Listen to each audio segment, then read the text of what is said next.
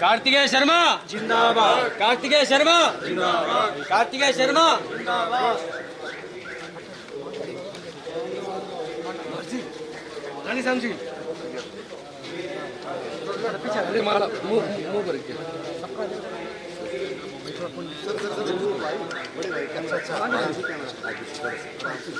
हाँ पीछे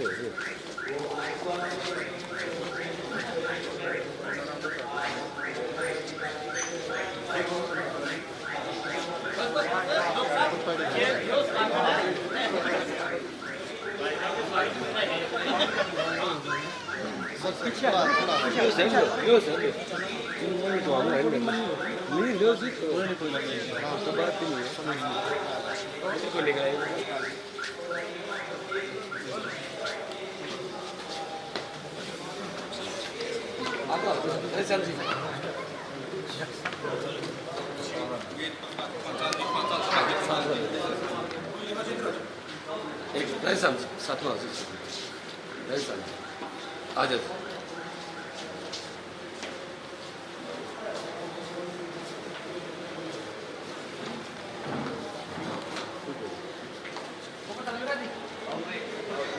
यही ऊपर चले गए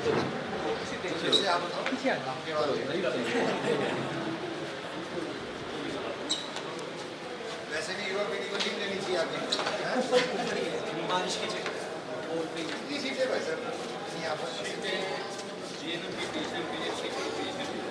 हरियाणा में मिनिमम सीटें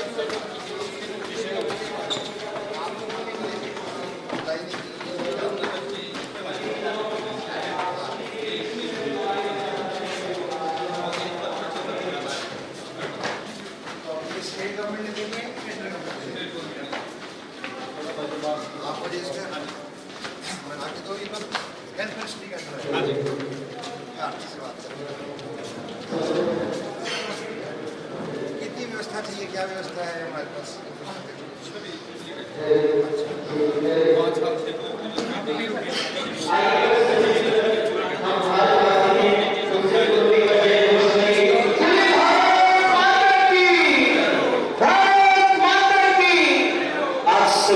सभी के बीच में हम सभी के चैतन्य सभी के लाडले बड़े भाई श्री कार्तिकेय शर्मा जी पहुंच चुके हैं। जोरदार तालियों के साथ स्वागत करें, अभिनंदन करें।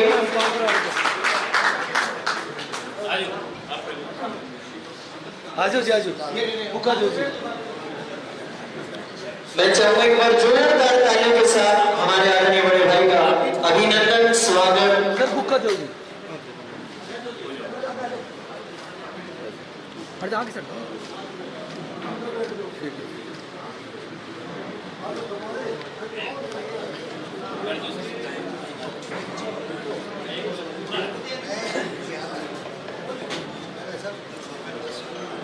बोले भारत माता की। मंच पे विराजमान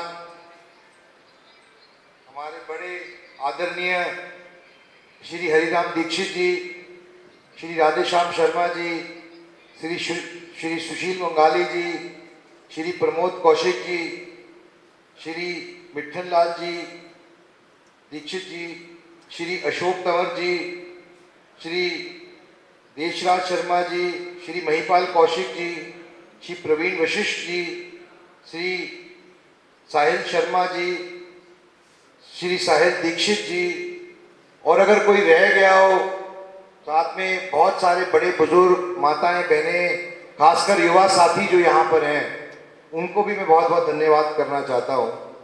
लेकिन अभी हरिराम दीक्षित जी ने हमारे बड़े कोई बात कही, मैं वहीं से बात शुरू करना चाहता हूँ। देखिए, भारत आज एक नए मुकाम पे है, हरियाणा भी एक नए मुकाम पे है, और दुनिया की सबसे युवा आबादी, अगर दुनिया की सबसे युवा आबादी कहीं है तो भारत में है, और हमारे राज्य में है, हरियाणा में है। लगभग 65% लोग 35 साल से कम आयु के हैं। तो जाहिर सी बात है कि सबसे बड़ी युवा आबादी दुनिया में हमारे देश में, और इतनी संख्या में युवा पीढ़ी हमारे देश में है, तो उनकी चिंता भी करना हमारी जिम्मेवारी है, हमारा दायित्व बनता है। हर व्यवस्था के अंदर एक अपना अपना रोल होता है, अपना महत्व होता है। जहां तक सरकार की बात करूं तो सरकार अपना काम कर रही है, जो सरकार काम कर सकती है वह कर रही है। और मुख्यमंत्री जी ने भी, नायब सिंह सैनी जी ने भी वो नौकरियां चुनाव से पहले ही घोषणा देने का काम किया और चुनाव के बाद भी पहली कलम से नौकरियां देने का काम किया। लेकिन क्या हर बच्चे को सरकारी नौकरी मिल सकती है? क्या हर बच्चा डॉक्टर या इंजीनियर बन सकता है? क्या ये संभव है? नहीं। लेकिन हर बच्चे को रोजगार मिलना चाहिए, हर बच्चे को जीविका का साधन मिलना चाहिए, चाहे वो व्यवसाय के तरीके से, नाते से हो या रोजगार से हो, चाहे वो नौकरी ले, नौकरी करे या नौकरी देने की परिस्थिति में आए। ऐसी व्यवस्था बनाने की हमें कोशिश करनी चाहिए। और इस कोशिश में सिर्फ सरकार से उम्मीद करना काफी नहीं है। जो सरकार का काम है सरकार करेगी, जो हक की बात है वो हक मिलता है युवा पीढ़ी को, और मिलता रहेगा, प्रयासरत रहेंगे, संघर्ष करते रहेंगे। लेकिन हर वर्ग को, समाज के हर वर्ग को, 36 बिरादरी को प्रयास करना पड़ेगा कि हम अपनी युवा पीढ़ी के लिए किस तरीके से सोच के, चिंता करके उनकी नौकरियों के लिए, उनके रोजगार के लिए, उनके व्यवसाय के लिए व्यवस्था बना सके। तो हर तरीके से हमें प्रयास करते रहना है। अभी मेरे से पहले वक्ताओं ने कहा कि जींद का सबसे प्रतिष्ठित संस्थान है, मैं मानता हूं, और सबसे कम सीटें हैं, ये मांग पत्र मेरे सामने रखी गई है। मैं आज इस मंच से आश्वासन देके जाता हूं कि जींद किसी मामले में कम नहीं है, इस मामले में भी पीछे नहीं रहेगा। जितनी सीटें का हक बनता है मिलेगा। मैं आपकी बात पूरी तरीके से रखूंगा माननीय मुख्यमंत्री के आगे, और आश्वस्त दिलाता हूं, विनोद शर्मा का बेटा हूं, जो कहता हूं वो करता हूं। तो आपको आश्वस्त दिलाता हूं कि आपका भी यहाँ पर जो हक है वो जरूर जींद हल्के के हक की जो सीटें हैं उनको जरूर मिलेंगी, आपको आश्वस्त करके जाता हूं। साथ ही साथ एक बात और कह के जाता हूं कि जितनी हमारे सामाजिक संस्थाएं हैं 36 बिरादरी के अंदर, हम धर्मशालाएं बनाते हैं, हम मंदिर के परिसर के अंदर बनाते हैं, व्यवस्थाएं स्थापित करते हैं ताकि लोगों को मुश्किलें ना आए, लोग अभ्यास आदि कर सके, वहाँ पर कार्यक्रम हो सके निःशुल्क सेवा भाव से। लेकिन इसी आस्था के साथ हमें बच्चों के भविष्य के बारे में भी सोचना चाहिए। और उसी श्रृंखला में मैंने एक नया कार्यक्रम शुरू किया है जिसका नाम है ज्ञान गंगा केंद्र, जिसमें ज्ञान गंगा केंद्र के तहत जितनी भी धर्मशालाएं, जितने भी मंदिर के परिसर, चाहे वो गांव खेड़े में हो, देहात में हो या शहर में हो, वो आके उसके साथ जुड़ सकते हैं तकनीकी माध्यम से। और उस ज्ञान गंगा केंद्र में खासकर जो बच्चे कहीं ना कहीं सामर्थ्य नहीं है, पैसे से कमजोर हैं, शहर नहीं जा पाते, कोचिंग नहीं ले पाते, उनके लिए ये केंद्रित है कि उनको गांव देहात में रहते हुए भी शहर की कोचिंग मिल सके, ताकि जिस बच्चे में प्रतिभा है वो किसी चीज से वंचित ना रह जाए, उसको भी मौका मिले। चाहे वो HSC के एग्जाम्स हो, UPSC के हो, नीट के हो, GE के हो, कोई भी ऐसा एग्जाम जिसकी तैयारी वो करना चाहते हैं, उसके लिए उनको सेंटर के अंदर मदद मिलेगी। और ये एक निजी तौर पर ये मेरी तरफ से प्रयास है कि हम कैसे ज्यादा से ज्यादा बच्चों तक पहुंच सके, युवा पीढ़ी तक पहुंच सके और उनको दिशा दशा देने का काम कर सके। तो जैसे मैंने पहले कहा कि हम सबको प्रयास करना पड़ेगा अलग अलग तरीकों से, ताकि हम और नौकरियों के अवसर पैदा कर सके। चाहे ज्यादा सीटें जींद के नर्सिंग कॉलेज में बढ़ाकर हो, या ज्ञान गंगा केंद्र के तहत ज्यादा से ज्यादा बच्चों को नई तकनीकी शिक्षा देते हुए, AI पे पढ़ाई करते हुए उनको नए अवसर प्रदान करते हुए, ताकि हमारे बच्चे सिर्फ नौकरी मांगे नहीं, नौकरी देने वाले भी बने आने वाले समय में। मैं बहुत ज्यादा समय नहीं लूंगा, समय का अभाव है।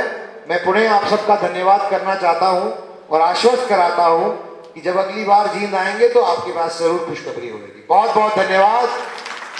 जय हरियाणा, जय भारत माता। लाडली लक्ष्मी योजना एक वाकई अपने आप में एक ऐतिहासिक फैसला है और सरकार ने बीड़ा उठाया है कि हमारी देश की और प्रदेश की आधी आबादी को किस तरीके से एक मानकों के तौर पर उनको मदद दी जा सकती है और हर महीने दी जाएगी और उसकी शुरुआत की जा रही है। मैं आपके माध्यम से उसकी बहुत बहुत बधाई देता हूँ पूरे प्रदेश को कि ये योजना शुरू होने वाली है। तो आप लगातार दौरा करें, युवाओं को आगे बढ़ने का प्रयास किया जा रहा है, जो शिक्षा में किस तरह के जोर। देखिए, ये बात सही है कि हमारे देश में सबसे बड़ी युवा आबादी है दुनिया के अंदर और हमारी सरकार की भी सारी जो नीतियां हैं वो कहीं ना कहीं युवाओं पीढ़ी को ज़्यादा से ज़्यादा अवसर प्रदान करने के लिए केंद्रित है और सरकार अपना काम कर रही है।